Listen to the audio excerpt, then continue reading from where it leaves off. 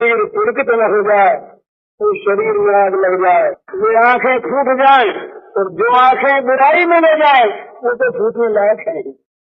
इसका अर्थ यह नहीं कि हम छोड़ दें, कोई छोड़ेगा भी नहीं, ये सब बिल्कुल बन नहीं सकते। आंखें फोड़ दी, अब आगे की बात हुई बड़ी मजे। आंखें फोड़ दी, वो बेचारी सह गई, महाराज क्या किया आपने? बोले ठीक किया, जो आंखों को मिलना चाहिए था वो ठीक मिल गया, अब चलता हूँ मैं।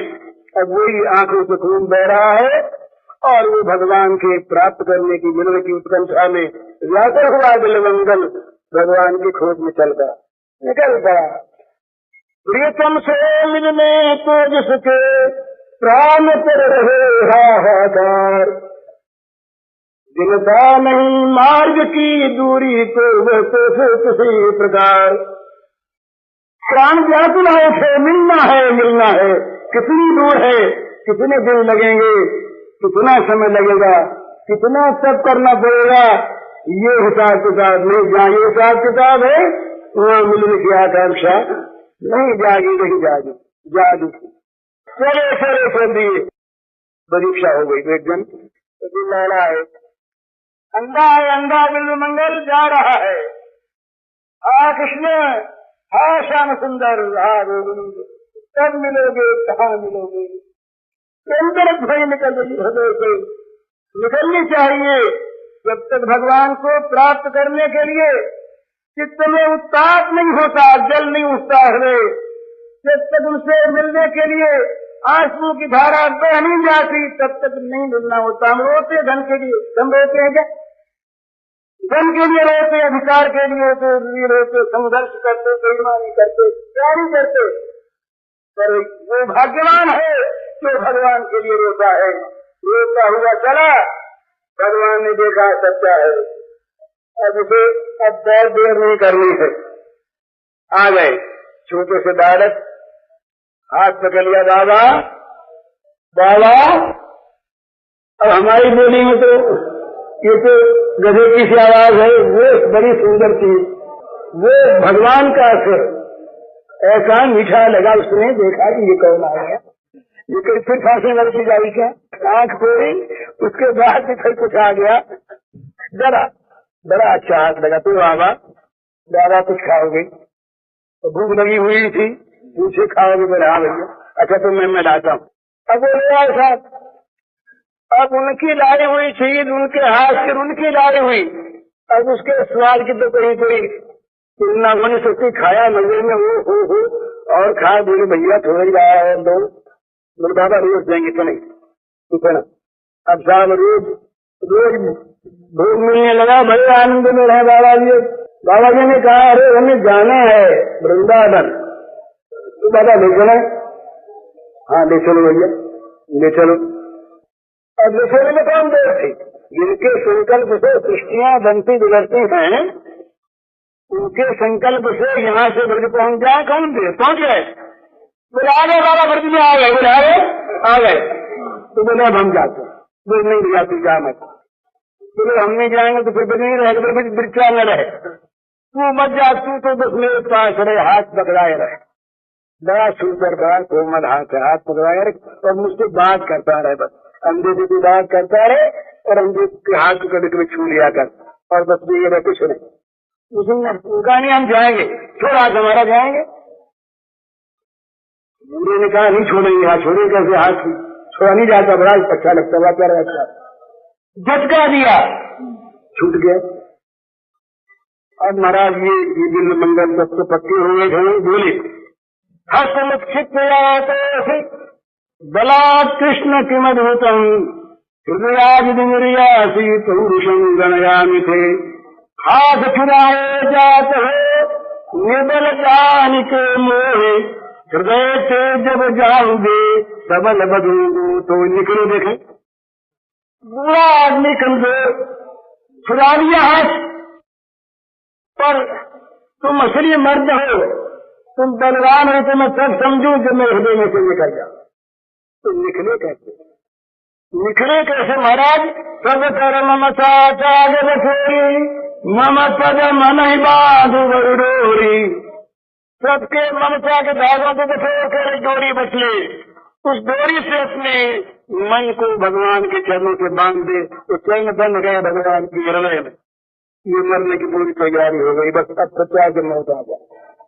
मौत जब आ गई अंतिम मरने की तैयारी है।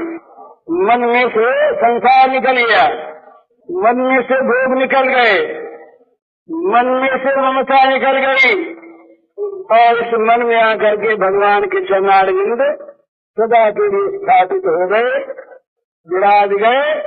अब चाहे जब मौत आ गई। प्रश्न था अर्जुन का अंतकाल के संबंध में 8वें अध्याय गीता में भगवान ने कहा, अंतकाले च मामेव स्मरन् मुक्त्वा कलेवरम् यत्प्रयाति समद्भावम् याति नास्ति संशय। भगवान ने कहा कि अंतकाल में जो मेरा स्मरण करता है, शरीर छोड़ता है, वो मुझको ही प्राप्त होता है।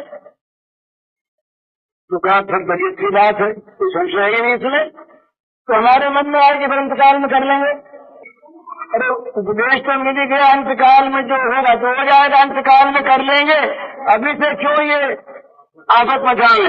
तो भगवान ने नियम बताया, यं यं स्मरन् भावम् त्यजत्यन्ते कलेवरम् तन्तमेव इति कौन्तेय सदा तद्भाव भावितः।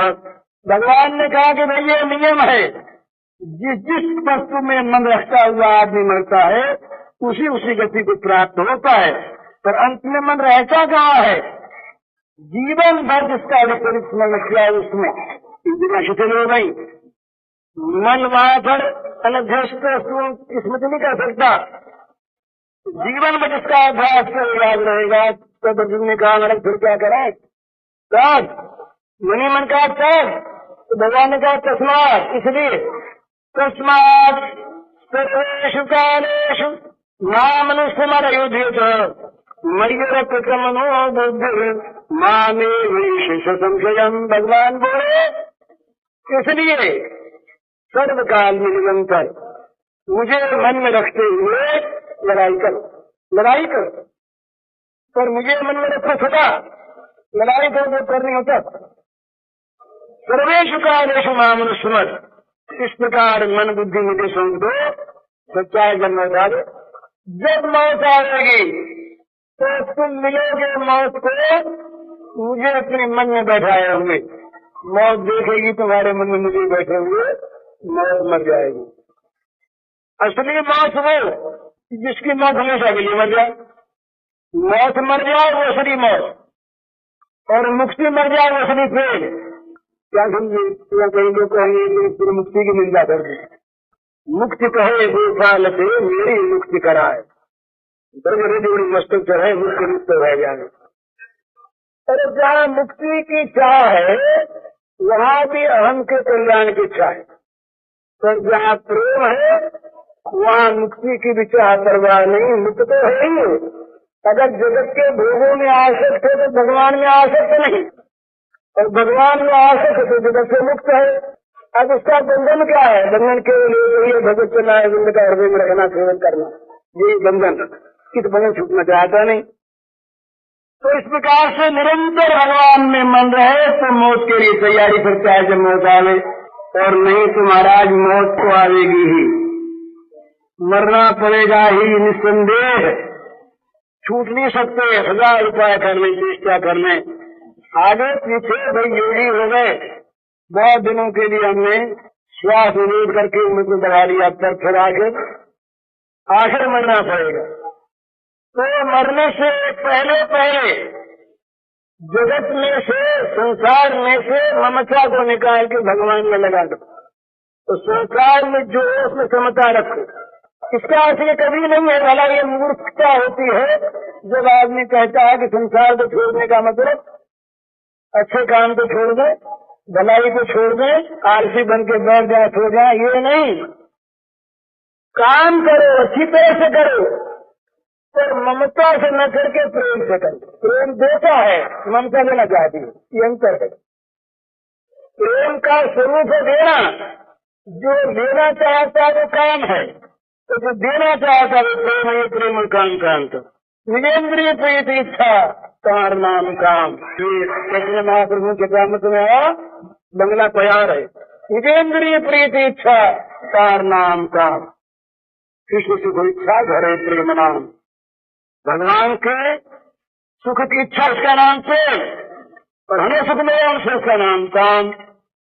तो काम के वश में मत हो, ममता न करो पर प्रेम करो, सेवा करो, दो देते रहो और देते देते आनंद से मर जाओ। जो देते रहते मरता है ना, वो बड़ी मुश्किल से मरता है। जो देते से मरता है वो बड़े आराम से मरता है। उसने दिया ही दिया, उसका क्या बंधन है। तो जो लेकर लेता वो तो खुद जगत का नहीं है, वो कर्जदार है, उसका हिसाब चुकता कहाँ हुआ। वो तो मरेगा दुख से मरेगा। तो मरना तो जरूर है, हम सबको मरना है। ये जो कुछ मैंने कहा ये तो थ्योरी की बात नहीं है, वास्तविक ऐसी स्थिति है हमारी, मरना होगा ही। हम तो 1000 बात कहने बड़े ऊंचे बोल जाए, बड़े साहब व्याख्या में नहीं कहा करते। जगत की कोई ताकत नहीं जो हमारी बात पर किसी प्रकार से आपत्ति कर सके। इतने में ही आग ही गिर पड़े। तुम्हारी बात पर क्या तुम ही बड़ा आपत्ति आ गई। ये नरदल प्रहलाद जो था रो गया यहीं पर। तो ये दशा हम चाहे कितनी ऊंचे चढ़ जाए, बड़े बड़े। गोसाई जी महाराज ने कहा सहसदान दस बदन आज मत बचे निकाल बने थे, हम करी धन धाम समारे अंत चले उठेरी थे। अरे हम किस बात की मूली है। हिरण्यकश्यप जिसका वर्णन आता है प्रहलाद ने कहा मैंने देखा जरा सी भूमि टेढ़ी अगर हो गई हिरण्यकश्यप की तो देवताओं का हमें कांप गया, नमक क्या होने वाला। इतना जिसका प्रबल प्रताप, ऐश्वर्य का कोई ठिकाना नहीं, ऐश्वर्यों के स्वामी जिसके चरणों में सेवक बन के रहते थे वो हिरण्यकश्यप, वो सहस्त्रबाहु, वो रावण, ये ऐश्वर्य में क्या कम थे। हम कर धन दान समारे अंत चले उठे थे। ये मैंने किया, ये मैंने किया, ये मैंने किया, ये मैंने अपना निर्माण किया, मैंने देश का निर्माण किया, राष्ट्र का निर्माण किया। डेवलप नेशन, मैं राष्ट्र निर्माता, मैं राष्ट्र निर्माता। काहे का राष्ट्र निर्माता भैया, अभी श्वास निकलेगा कुछ नहीं। इसलिए अभिमान को त्याग कर, ममता को त्याग कर, सेवा के भाव सब जगत में रहें, सब में भगवान समझ के सेवा करें। और जब मौत आवे तब ये कहेंगे बस अब तुम्हारे पास चलना। अब तो तुम्हारा यहाँ काम करते थे, अब तुम अपनी सेवा में खास बुला रहे हो, अपने पास रखोगे ना। अब तो दूर रख के सेवा कराई, अब चरणों में रख के सेवा कराना चाहते हो, इससे बड़े क्या आनंद होगा। और अगर वास्तव में इस भाव को लेकर कोई मरेगा वो चरणों में जाएगा सेवा करने के लिए। हमारे विद्यारण्य में आता, उपनिषद में आता है कि रोग को कोई व्यक्ति मान ले तो तब का फल मिलेगा, और मृत्यु को निर्वाण मान ले तो मृत्यु हो जाएगा।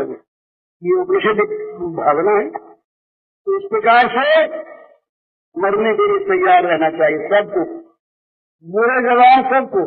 ये सब यहाँ के खेल है, इन खेलों का कोई विरोध नहीं है। जहाँ जो खेल खेलना हो खेलो, तो खेलो खेल। उसे कहीं सच्चा मान करके अपना न मान कर नहीं फंस जाओगे, क्या चलेगा। तो इस शेर की पोशाक भी अपना मान ले तो क्या होगा। शेर की पोशाक तो और कोई चीज नहीं, तो मुंगियों को न माने, पोशाक बोले पहले थे। अरे उस औरतों के नाते पोशाक थी भैया, तुम्हारी पोशाक नहीं। तुम उतार दो, मुरनी घर ले जाएंगे, घर किसके ले जाओगे तुम्हारे को, तुम नहीं रहेगी पोशाक। हम इस तरह से कि पोशाक सब रखो, तो पोशाकों से काम लो, जहाँ जैसा उचित हो वैसा खेल करो, पर खेल करो। जहाँ खेल है वहाँ बंधन नहीं, और जहाँ खेल नहीं है ममता आ गई, ये मेरा मैं रखूंगा। किसका रखोगे। महाराज मर गया कोई, हमने उनके बाद ज्ञान था, बोले भाई कफन चाहिए। घर में तो मलमल के बहुत थान पड़े, बोले भाई घर के थान ही देने बहम आता है, अरे घर का मालिक मर गया, उसके लिए 3 गज कपड़ा चाहिए, तुम्हें दाम आता है, सारी संपत्ति उसकी थी, बोले नहीं, कफन वालों की दुकान से लाओ, कफन वालों। सुई चारा चाहिए, घर की मालकिन मर गई, सीना आदर नहीं, घर की चीजें देखो। ये हमारे पुरखों ने चेतावनी के लिए बात रखी, कोई मर नहीं जाता है घर में से, अगर उसको मलमल दे दी तो घर वाले सब मर जाएंगे, ये बेवकूफी है, कुछ नहीं मरता मारता कोई भी। पर ये इसको सीखना है कि देखो भैया, मरने के बाद गज भर कपड़े का भी तुम्हारा हक नहीं है, एक सुई तागे के भी तुम अधिकारी नहीं हो, और घंटे 4 घंटे अगर रहने का मौका हो तो बोले अब जल्दी करो भाई, खाना पीना तो मर गया सो तो मर गया, रोना तो यही हमेशा के लिए, इसको तो उठाओ। और फिर रात को अकेले में बैठे थे, घुल मिल के बात करते थे, कान के पास कान रख के बात करते थे, एकांत में बात करी, दूसरा के पास आना जाके आंख बंद कर दो, बिल्कुल सीक्रेट किए थे। पर जहां मर गया, दिन में 2 आदमी बुलाओ, फिर 2 आदमी बुलाओ, बात करते थे ना, बोला अरे वो दूसरी चीज थी। अब डर लगता है, डर का मुर्गा खा जाएगा, जिंदा नहीं खाया मुर्गा खा जाएगा। पर ये स्कीम है, ये बतलाता है, ये प्रथा बतलाती है कि मरने के बाद तुम भूत हो गए, तुम घर के मालिक नहीं रहे, मरने के बाद तुम घर से इतने बाहर हो गए, तुम्हें कफन का अधिकार नहीं, सुई धागे का अधिकार नहीं, 2 घंटे वो शव वहां पड़ा रहे, जिस मकान के तुम मालिक थे, तुम्हारा अधिकार नहीं रह सकते, जाओ निकलो। तो अंत ही तो तजेगी पामर, तू न तजेगा वही थे अरे पामर, अंत में सब तुझे छोड़ने वाले हैं, तू पहले से क्यों न छोड़ दे, ममता तो क्यों छोड़ दे, ममता छोड़ दी तो सुख से मरेगा। इसलिए कि मरने की तैयारी सबको रखनी चाहिए, सबको मरना कितना क्षण भंग हो रहे महाराज। अभी बात कर रहा है, आदमी दूर से बोल रहा है, फिर क्या हुआ, दर्द आया, बस डॉक्टर आ नहीं पाए, डॉक्टर के आने से पहले, और बैठे डॉक्टर। कलकत्ते में हमारे उम्मीद लड़का था, 2-3 साल पहले की बात, आज में तकलीफ हुई, फिर डॉक्टर आए, बड़े डॉक्टर वहां के आए, डॉक्टरों ने कहा पीछे कि हमने मन में सोचा कि ये बड़े आदमी बड़े खराब होते हैं, हमारे लिए हराम की कुछ खाई नहीं, तो बुला लिया हमको। ये बोले हम सोच रहे थे, इतने में हाथ में ज्यादा तकलीफ हुई, हाथ में जो 1 इंजेक्शन दिया, कुछ नहीं हुआ, डॉक्टरों को देखे देते मर गया। डॉक्टर बचा नहीं सकते, डॉक्टर खुद बच नहीं सकते, बचाएंगे क्या बेचारे हैं, ये यहाँ की दशा है। इसलिए यहाँ काम तो करो, पर फंसो मत, खेल करो, खेल करके ऐसा बढ़िया खेल करो कि मालिक रीत जा, काम में कहीं चूको मत, बड़ा बढ़िया खेल, रीत जा, वही बड़ा बढ़िया खेल, उड़ा दिया सबको, उठा दिया सबको, उत्तेजना कर दी सब में, ऐसी दिए गाथा बोले कि सुनने वालों का रोमांच हो गया, सब तैयार दसे फड़क उठी। पर जो नशे जिसने फड़काई उसका तो एक्टिंग मास्टर है, उसकी नशे फड़की न उसने फड़काई, वो तो खेल करता है। इस प्रकार खेल करो तो बंधोगे नहीं, यहाँ आराम से रहे खेल। क्या रोने का खेल मालूम नहीं है, खेल होने पर रोने में आपत्ति नहीं, रोने का खेल भी पूरा उतरना चाहिए। अब वो सोचा ऐसी रोई, हरिश्चंद्र की पत्नी संज्ञा जो विकास के शब्द को ले गए, ऐसी रोई शब्द को हाथ में लेकर के सारा दर्शक मंडल में उठा, तो वो सज्जा जो बना हुआ इसका फैल कर रोया वास्तव में, तो उसने दम्भ किया, दम्भगी नहीं, लीला की खेल किया। लोकवत लीला कैवल्यम ये ब्रह्म सूत्र है, लोकवत लीला कैवल्यम सूत्र, ये वेदांत सूत्र है। बस ये भगवान की लीला, तो लीला में भी लीला करें, हम सब भी वो लीला के एक पात्र हैं, एक एक्टर हैं, हमारे सबके जिनमें अपना अपना काम है, अपना अपना एक्टिंग है, अपने अपने एक्टिंग को खेलो और मालिक को खुश करके स्टेज के अंदर चले जाओ, फिर मालिक की अभी की बस मालिक की सेवा में और कौन सा वो काम करो। इस प्रकार यहाँ आराम से वहाँ आराम से, और मरने के वक्त चिंता नहीं, और इसका मिनट का और घटका मरेगा जरूर, मरना पड़ेगा, बाध्य होकर के, क्या करे, ये बढ़ गया, बूढ़ हो गया, अरे बीज तैयार था, सिग्नेचर बाकी रह गया, वकील भी क्या करे, डॉक्टर भी क्या करे, नहीं कर सकते। इसलिए पहले से करा करके अपना खाता चुकता करके तैयार रहे, तो क्या जब मौत आवे कोई आपत्ति की बात नहीं। ब्रज में एक नई बहू आई, बाहर से आई, तो उसने आके घर में देखा कि सास भी, ननद भी, जेठानी भी, देवरानी भी, घर के और लोग भी, सब के सब केवल कन्हैया की बात कर, और बातों में उसने सुना है तो उसमें बातें हो रही थी।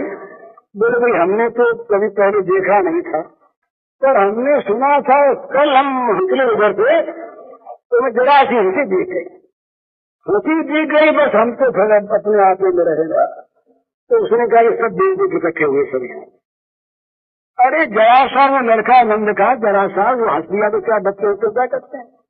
तो एक दिन वो शाम सुंदर उस तरफ से निकलने लगे, तो घर की एक ननद ने कहा उससे भौजाई से कि तुम देखो तुम नहीं देखेंगे। तो वो समझा रही है, तो देखने का तो दूसरा है, समझाने का पद है मुस्कान की महिमा। जा रहे और ये अपने अंदर दरियो देख, निरख सखी मोहन की मुस्कान, निरख सखी मोहन की मुस्कान, निरख गई सुधी बिसर जाएगी, भूल जाएगो मान, निरख सखी मोहन की मुस्कान। ये तो बड़ा मान करके बैठिए, नहीं देखिए। निरख गई सुधी बिसर जाएगी, भूल जाएगो मान, निरख सखी मोहन की मुस्कान। सुर मुनि मनुज धनुज पशु पंछी, कोवस जो जग जाए। सुर मुनि मनुज धनुज पशु पंछी, कोवस जो जग जायो। लखिका मृदु मुस्कान ललन की, लखिका मृदु मुस्कान ललन की, सुध बुद्धि नहीं बिसरायो, रख सकी मोहन की मुस्कान। वो कहती है कि देवता मुनि, राक्षस मनुष्य, पशु पक्षी, संसार में कौन ऐसा जन्मा है जिसने उस लाला की मधु मुस्कान को देख करके शुद्ध बुद्धि न खोई। सब जोगी परम तपस्वी ज्ञानी, जिन निज निज मन मारे। जोगी परम तपस्वी ज्ञानी, जिन निज निज मन मारे। तनिक रखी मुस्कान मधुर तिन, बरबस जीवन हारे। निरख सखी मोहन की मुस्कान। योगी परम तपस्वी ज्ञानी, जिन लोगों ने अपने अपने मनों को मार दिया है, ऐसे मन को मार डालने वाले लोग भी यदि जरा सी मोहन की मुस्कान को लख पाए हैं, तो अपने जीवन को उन्होंने जबरदस्ती खो दिया। महाराज जनक अपने सारे सभासदों को लेकर, सदानंद को लेकर, ऋषि मुनियों को लेकर, अमात्यों को लेकर विश्वामित्र का स्वागत करने के लिए गए अमराई में। अमराई में पहुंचे, राम लक्ष्मण को साथ लिए महाराज विश्वामित्र बिना ही सूचना के अमराई में आगे ठहर गए। आम के बगीचे में जनकपुर में ठहर गए। पता लगा जनक को किस प्रकार से मुनि विश्वामित्र तेजस्वी मुनि शिष्य मंडली सहित आए हैं, उनके स्वागतार्थ भगवानी के लिए आए। उस समय का दृश्य है। भगवान राम लक्ष्मण ये दोनों चले गए थे अमराई में। इन्होंने दूर से देखा कि कोई लोग आए हैं, तो ये वैसे आए, इधर ये लोग आकर के सलाह अभिनंदन करके बैठ गए। उनको आते देखा सामने से, राम लक्ष्मण आ रहे हैं दोनों। आते देखा तो आग गई जनक की उस तरफ, जनक की आंख जाते ही जनक तो मानो पागल से होने लगे। क्या हो गया?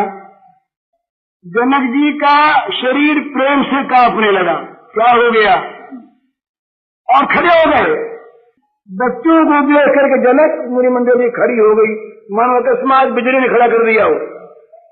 स्वागता खड़े होकर देखते आंखों से आंसू बहने लगे। जनक जी के शरीर रोमांचित हो गया।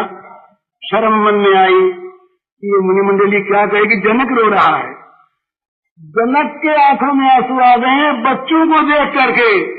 आश्चर्य की बात न कुछ तो सोचा भाई पूछें, महाराज ये कौन है? लेती लेती कही निगम जोगायो, उभय देश धरि सोभी की आयु।